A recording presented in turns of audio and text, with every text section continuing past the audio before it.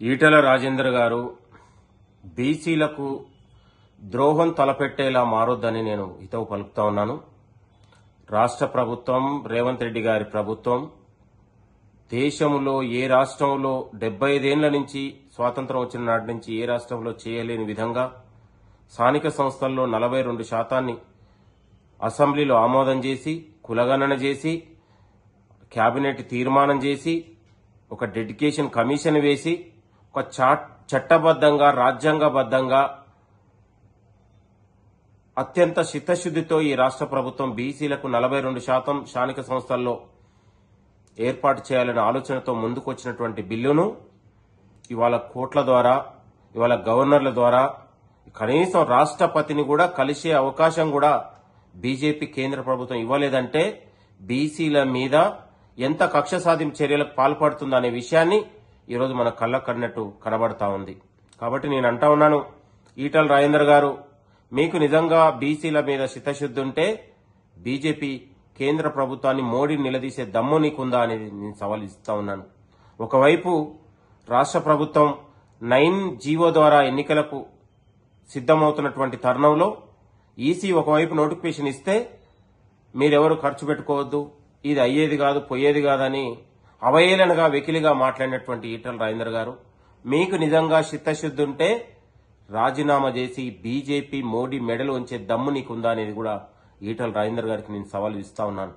బీసీల ద్రోహిగా మారొద్దు, నేను సవాల్ ఇస్తా ఉన్నాను. నిజంగా నీకు బీసీ అనే చీము నెత్తురు ఉంటే నువ్వు బయటకు వచ్చి బీజేపీ మీద యుద్ధం చేయాలని కూడా నేను సవాల్ ఇస్తా ఉన్నాను. ఇవాళ మీకు చిత్తశుద్ది ఉంటే బీజేపీ ఎంపీలారా, కనీసం మీరు గవర్నర్నైనా ఎందుకు గెలవలేదు? రాష్ట్ర ప్రభుత్వం పంపినటువంటి బిల్లు పైన కనీసం గవర్నర్ కూడా కలిసే అవకాశం మీరు ఎందుకు తీసుకోలేదని కూడా ఈ సందర్భంగా గుర్తు చేస్తా ఉన్నాను. ఇవాళ రాష్ట్ర ప్రభుత్వాన్ని, కాంగ్రెస్ పార్టీని విమర్శించే దద్దమ్మలకు నేను ఒకటే హెచ్చరిస్తా ఉన్నాను. ఇవాళ ఈ రాష్ట్ర ప్రభుత్వం అత్యంత న్యాయ నిపుణులతోని, అత్యంత ఉన్నటువంటి సీనియర్ న్యాయవాదులను పెట్టి ఇవాళ హైకోర్టులో అనేక విధాలుగా బిల్లు పాస్ కోసం, రిజర్వేషన్ల ఆమోదం కోసం అనేక రకాలుగా కృషి చేస్తే ఇవాళ బీజేపీ కేంద్ర ప్రభుత్వం వచ్చిన తర్వాత ఇవాళ జడ్జీలపైన, గవర్నర్లపైన, కనీసం రాష్ట్రపతి కార్యాలయాలపైన కూడా బీజేపీ ఆధిపత్యం చెలాయిస్తుంది అనడానికి ఈరోజు బీసీ బిల్లు పైన ఇది ఈరోజు రుజువైంది. బీసీల నిజంగా ద్రోహి అనేది బీజేపీ అనేది తేటతెల్లం అయిపోయిన తర్వాత కూడా బీజేపీలో ఉన్నటువంటి బీసీ నాయకులు నోరు కనీసం కూడా మెదపోవడం ఇది చాలా దుర్మార్గమైన విషయం. నేను అంటా ఉన్నాను ఈటెల రాజేందర్ గారికి, మీకు ఏ మాత్రం చిత్తశుద్ది ఉన్నా బీజేపీ నాయకుల్ని నిలదీసే దమ్ము నీకుందని కూడా ఆయన ఈ సందర్భంగా హెచ్చరిస్తా ఉన్నాను. కాంగ్రెస్ పార్టీ తెలంగాణ అసలు రానే రాదు, కాంగ్రెస్ పార్టీ తెలంగాణ ఏర్పాటు కాదు అనుకున్న దాన్ని కూడా ఇవాళ తెలంగాణ రాష్ట్రాన్ని ఇచ్చి ఇవాళ ప్రజల ఆత్మగౌరవాన్ని కాపాడినటువంటి అంశాన్ని మీ అందరికి గుర్తు చేస్తా ఉన్నాను. వర్గీకరణ 30 ఏళ్లుగా సాధ్యం కాని వర్గీకరణని తెలంగాణ ప్రభుత్వం ఇవాళ సాధ్యం చేసి ఇవాళ మాదిగల జీవితాల్లో, దళితుల జీవితాల్లో వెలుగులు నింపినటువంటి పరిస్థితి మనందరికీ తెలుసు. కాంగ్రెస్ పార్టీ తీసుకొచ్చినటువంటి 42% బిల్లును ఖచ్చితంగా సాధించి ఆ 42% ద్వారానే ఎన్నికలకు పోతుందనే విషయాన్ని కూడా మీ అందరికి గుర్తు చేస్తున్నాం. కాబట్టి కాంగ్రెస్ ప్రజాప్రభుత్వాన్ని విమర్శించే శిఖండి నాయకులకు నేను విజ్ఞప్తి చేస్తా ఉన్నాను. మీకు నిజంగా చీము నెత్తురు చిత్తశుద్ది ఉంటే కేంద్ర ప్రభుత్వాన్ని, బీజేపీ నాయకుల్ని నిలదీసే దమ్ము బీజేపీ నాయకులకు గాని, ఇవాళ ప్రజాప్రభుత్వాన్ని విమర్శించే కొంతమంది బీజేపీతో అంటగైనటువంటి బీసీ నాయకులకు కూడా నేను సవాల్ ఇస్తా ఉన్నాను.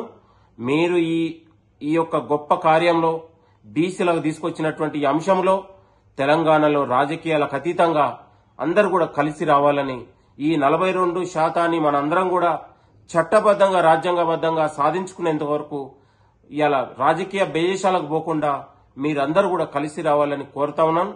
దేశ చరిత్రలోనే ఏ రాష్ట్రం 75 ఏళ్ల తర్వాత ఏ రాష్ట్రం చేయలేని విధంగా, ఏ ముఖ్యమంత్రి చేయలేని విధంగా మన ముఖ్యమంత్రి, మన రేవంత్ అన్న ఇవాళ మన ప్రజానాయకుడు ఇవాళ బీసీలకు 42% రిజర్వేషన్లు తీసుకొచ్చి ఇవాళ దాని ద్వారానే ఎన్నికలకు పోవాలని ఒక ఆలోచన చేయడం, ఒకవైపు బీజేపీ కేంద్ర ప్రభుత్వం అడ్డుకునే ప్రయత్నం జరగడం, ఇదంతా కూడా బీసీలకు ద్రోహం చేసే ఆలోచనలో బీజేపీ కేంద్ర ప్రభుత్వం ఉంది కాబట్టి బీజేపీ నాయకుల్ని మన అందరం కూడా నిలదీయాల్సిన అవసరం ఉందని కూడా నేను కోరుతున్నాను. నిజంగా ఈటల రాజేందర్ గారు ఒక ఎంపీగా ఉండి బీసీలకు ద్రోహం తలపెట్టి జీవిత కాలంలో బీసీ ద్రోహిగా ముద్ర వేసుకోకని కూడా నేను హెచ్చరిస్తా ఉన్నాను. నీకేమాత్రం చిత్తశుద్ధి ఉన్నా నీ పార్టీ నీకు ఉన్నటువంటి కేంద్ర ప్రభుత్వాన్ని నిలదీస్తే అప్పుడు ప్రజలు హర్షిస్తారని కూడా నేను హెచ్చరిస్తా ఉన్నాను. ప్రజాపాలన కాంగ్రెస్ ప్రభుత్వం ద్వారానే బీసీలకు న్యాయం జరుగుతుందని కూడా నేను ఒక పూర్తి విశ్వాసాన్ని నమ్ముతా ఉన్నాను. ఈ రిజర్వేషన్ల సాధనలో తెలంగాణ ప్రజలు రాజకీయాలకు అతీతంగా కాంగ్రెస్ ప్రజాప్రభుత్వానికి వెన్నంటి ఉండాలని మీ అందరికీ నేను కోరుతా ఉన్నాను. Thank you. నమస్తే.